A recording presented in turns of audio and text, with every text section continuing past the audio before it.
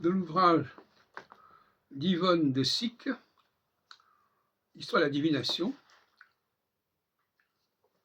paru chez Larousse carrément, Oracle, prophétie, voyance.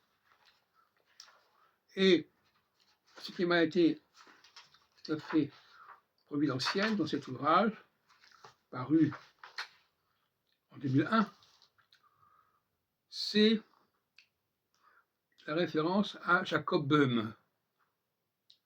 Alors j'en avais entendu parler notamment en suivant le séminaire d'Antoine Fèvre dans les fin des années 80, mais ça ne m'avait pas frappé. Et là, par contre, le développement que consacre Yvonne de Sick à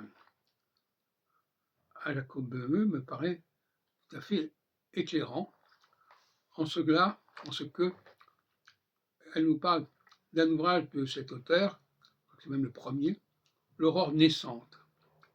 Et l'aurore naissante, son sous-titre c'est, tenez-vous bien, clé de la philosophie, de l'astrologie et de la théologie. C'est assez saisissant.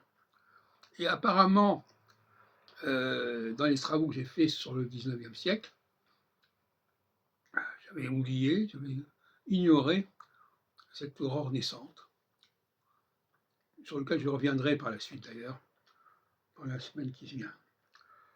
Et Jacob Böhme s'intéresse également aux commentaires de la Genèse, et notamment à l'androgyne. Et ça c'est important aussi, il insiste sur le fait que l'androgyne, Adam, au départ, il est à la fois masculin et féminin.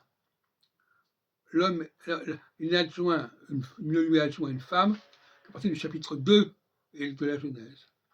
Et certains veulent lire que dès le chapitre 1er, il y a des hommes et des femmes. Non, c'est un androgyne, un hermaphrodite, peu importe, il discute là-dessus.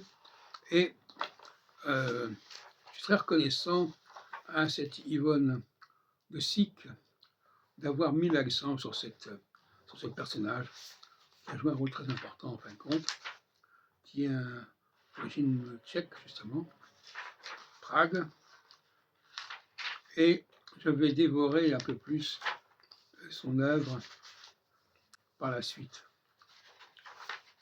Ça n'empêche pas cet auteur d'ailleurs de faire des bévues dans son travail en disant que Moïse s'est adressé aux Hébreux, alors que c'est le contraire. Moïse l'Hébreu s'est adressé aux Israélites, ou plus exactement s'est adressé aux hommes de Madian, au peuple de Madian.